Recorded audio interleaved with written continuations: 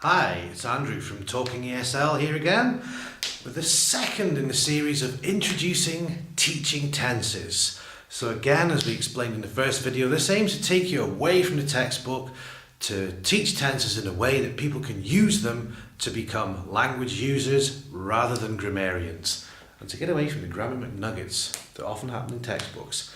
So the previous video we looked at the present tenses. We went through the present continuous or progressive in the US and the present simple. This time I'd like to begin to look at speaking in the past. Once again, I don't necessarily follow the methods that are in the textbooks or the order in which the textbooks teach this, because I want to make it easy for my learners and I want to let them use the language without necessarily having to think so much. Again, at the point of this, I'll probably have introduced these two tenses through a reading activity or perhaps a listening activity. So they've got the gist, they understand kind of what's going on, and now it's just to move them up to that stage of analysis next. So they really understand, they can really analyse, and they can use the language with confidence. So the first tense we'd look at for talking in the past is present perfect. So it's a perfect tense, it's nice and simple, and once again at the beginning of the class I'll get the students in, sit them down, do some introductory activities, and then come to the board for the short presentation, because this is the analysis. So I want to help them analyse how these grammatical components work together, not in isolation, which is how it's introduced in the majority of textbooks that we use throughout the ESL world. So to begin, once again, a nice blue pen, and I'll ask my students to shout out some verbs. I want to stick with regular verbs at this moment. The irregular verbs come a little bit later, and that'll be part of a different class and a different video on here, because I have a completely different method of teaching the irregular verbs. So we're going to look for regular verbs that the students have already read or listened to, and they've got the kind of gist of what we're doing. So to begin with, we might get them to shout out things like play and watch.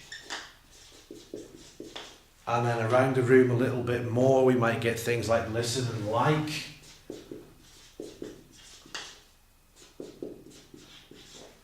Okay, so back to the students again. For some more, we could get things like rain and travel. And just to finish off, when I want two more, surf and cook, for example. So here, I'm using the verbs that they already know and some of the verbs that have come from the text we've read or the listening activity we've done, okay? So you've got the basic structure there of the verbs. Next thing, I want some people. So I'll use the same colour of pen for this. And I'm going to just say to them all, I want you to tell me about people. So we've got I, you, he, she, it, we, you plural, and they. Okay, so remember at this point they've got the gist of what's happening with this grammatical component here. And I'll ask them if this looks correct, and they'll say no it doesn't. Okay.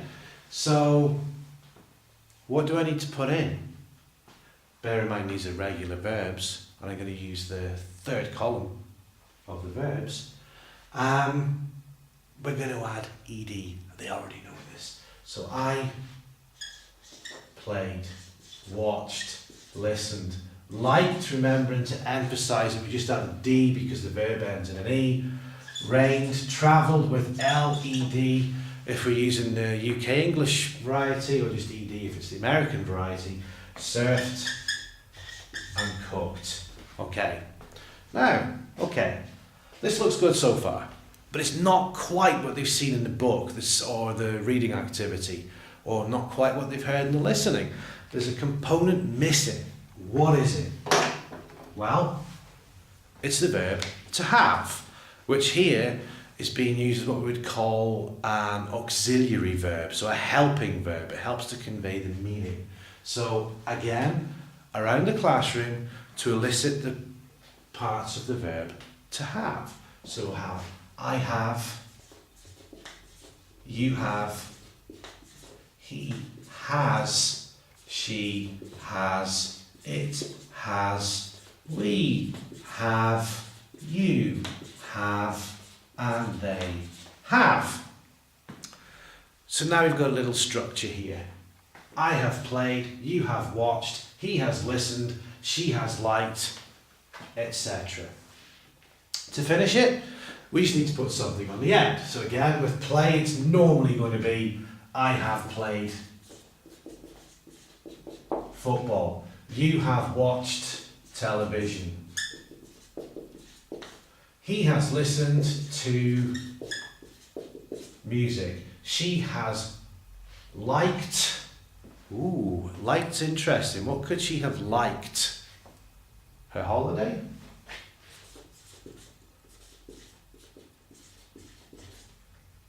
It has rained in Valencia.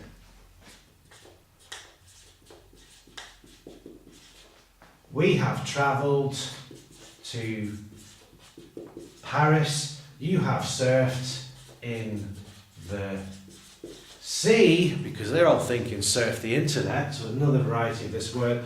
And they have cooked dinner. And full stop.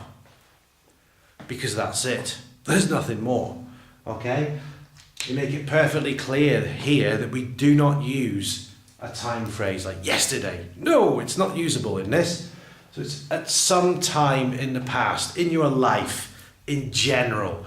That's the idea with this, okay? From now until back when you were born is the time scale of this.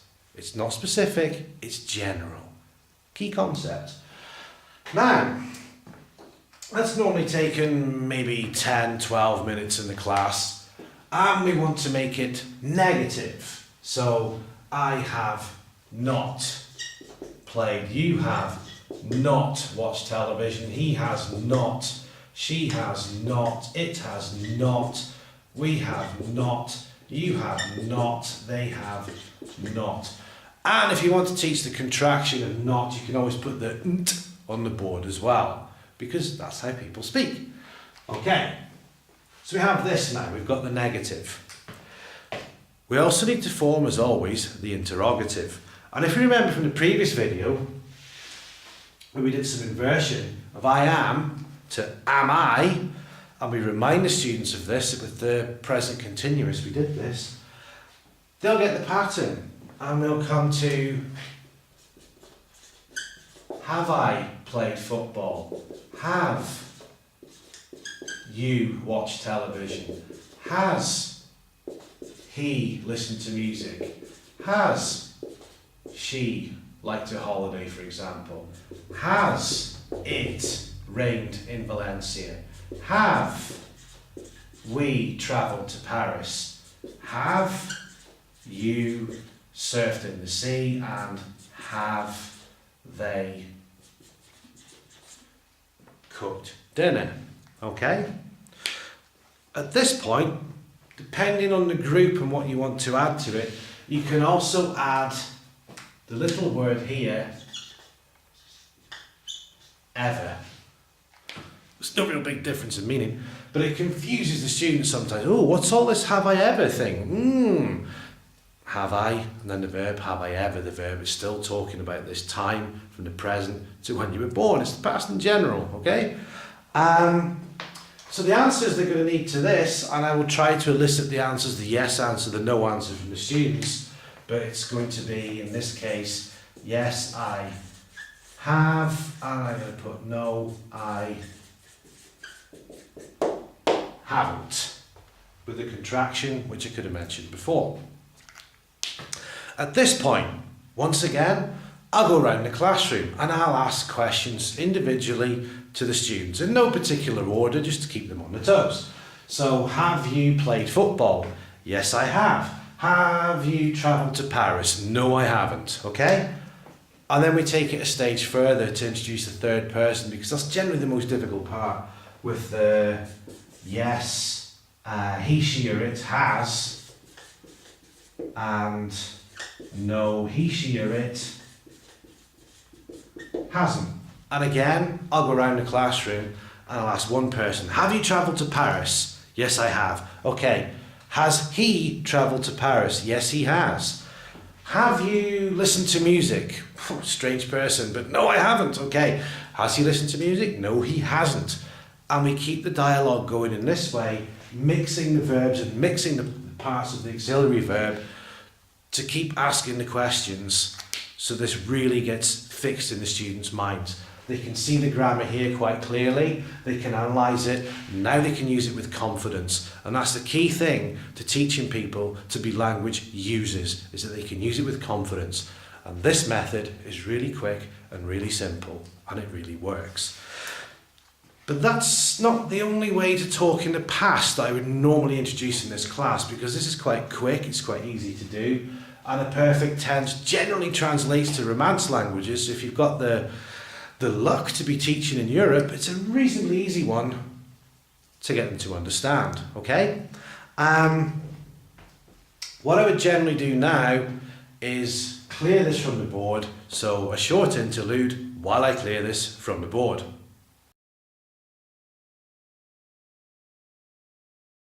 Okay, so we come back to the classroom and we've still got the same collection of verbs written on the board here. Play, watch, listen, like, rain, travel, surf and cook. So now they know these verbs. I want to get the people on the board again. So we're going to have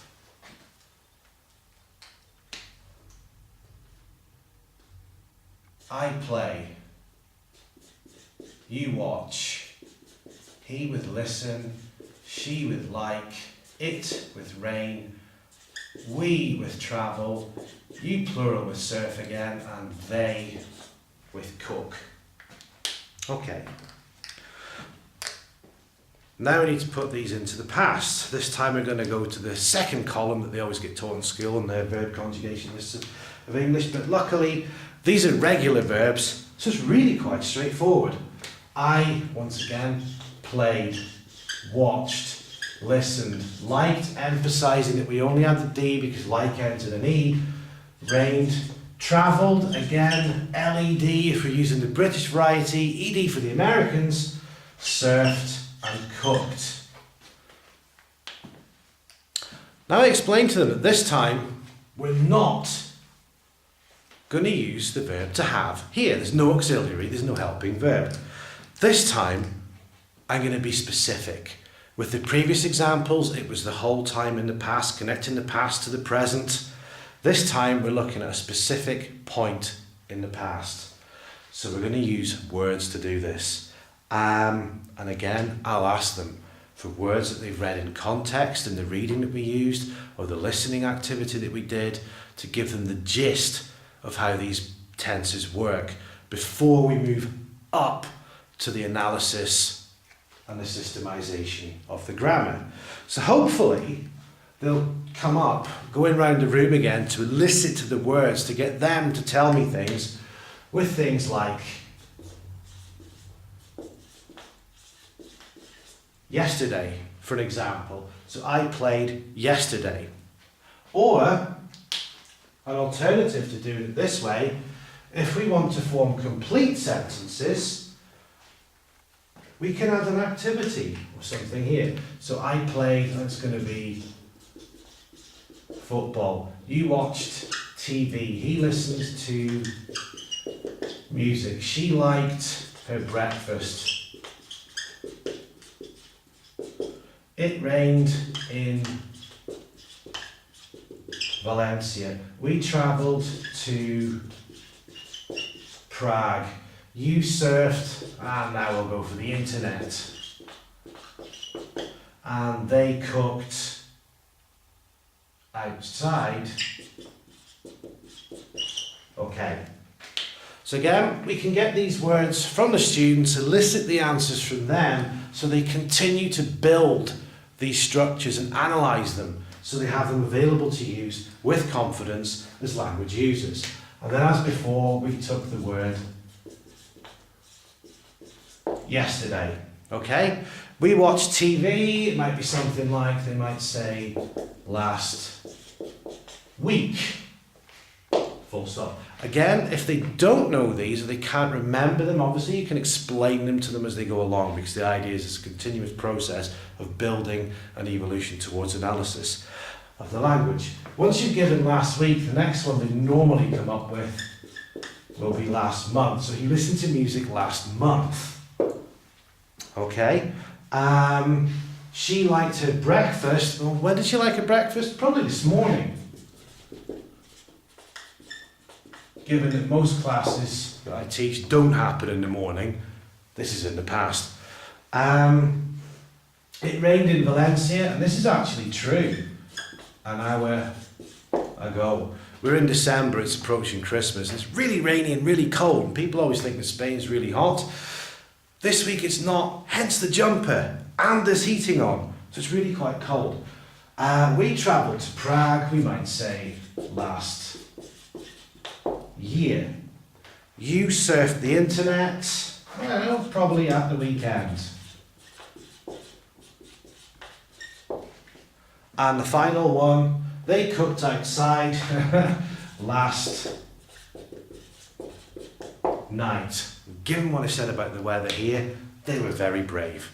Okay, so now we have the structure with the words that identify the specific points in the past, which is what the present perfect doesn't do. So we can see a little interaction between these two tenses happening here. We have the affirmative, now we need the negative. And to do this, we're going to use the verb to do in the past, and I'll elicit the answer from them. How do we say do in the past? Did. And we need to make it negative? Not. So this is where the magic happens. We use the same colour pen, and we say that if I've got red here, but I put red here to make it negative, this red must be removed. So I didn't play football yesterday. You didn't watch TV last week. He didn't listen to music last month. She didn't like her breakfast. It didn't rain in Valencia an hour ago. We didn't travel to Prague last year. You didn't surf the internet at the weekend, and they didn't cook outside last night.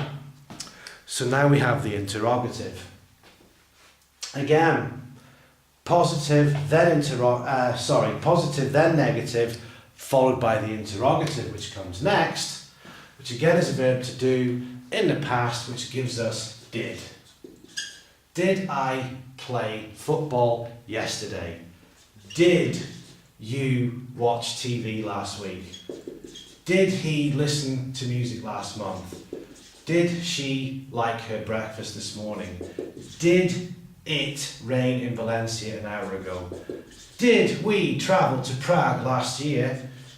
Did you surf the internet at the weekend? And did they cook outside last night? Now we have positive, negative and interrogative, a complete structure in a little over 10 minutes, I would guess. It takes a bit longer in the classroom when you're eliciting the answers from the students, but nonetheless, this is very doable in a 1 hour class. I generally use an hour and a half to do this because I had a lot of speaking activities at the end. We've got the interrogative. We want some answers. Quite simply, yes, I did. No, I didn't. And the same as the previous video with the present tenses, I'll now go around the room and ask questions individually in no particular order to my students that are in here.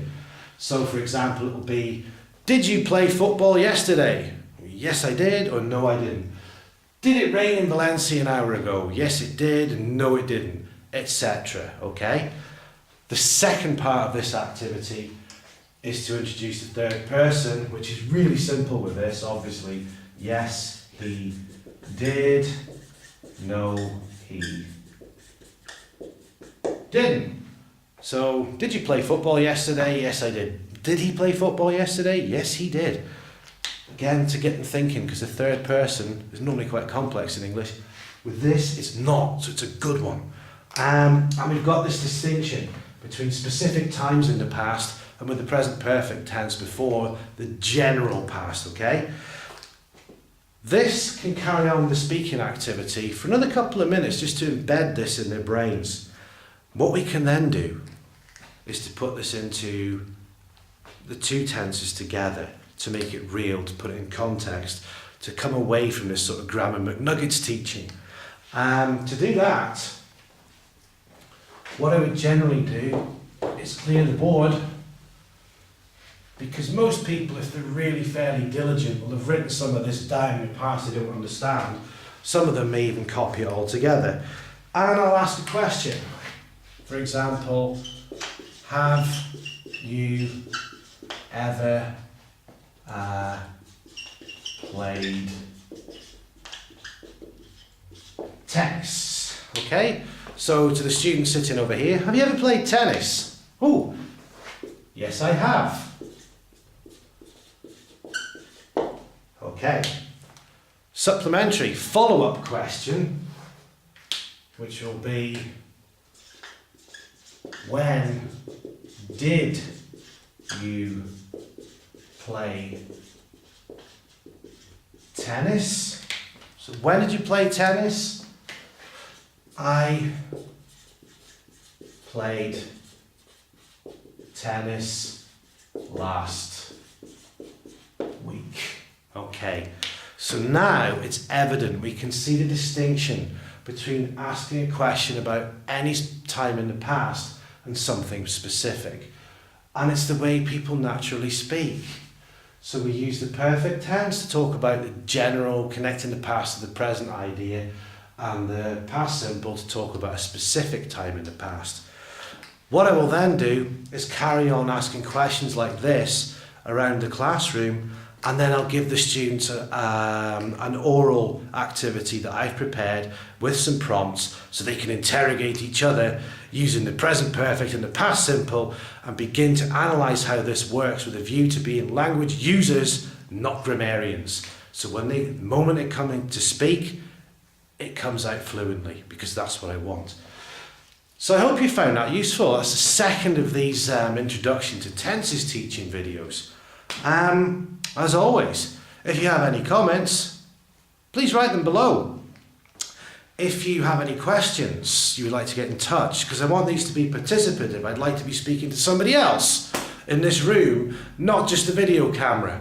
Okay? So if you have any questions or you need any advice about the teaching or the learning of languages, please get in touch with me at contact@talkingesl.com, and I'll be in touch to answer your questions. And to finish, it's coming near Christmas again, so a nice bottle of wine would be nice. I don't make money from adverts. To fund this operation, I'm relying on donations from people like you. So if you've enjoyed these podcasts so far and you'd like to see more of them, please make a small donation over at talkingesl.com. And with that, I bid you adieu and see you soon. Bye bye.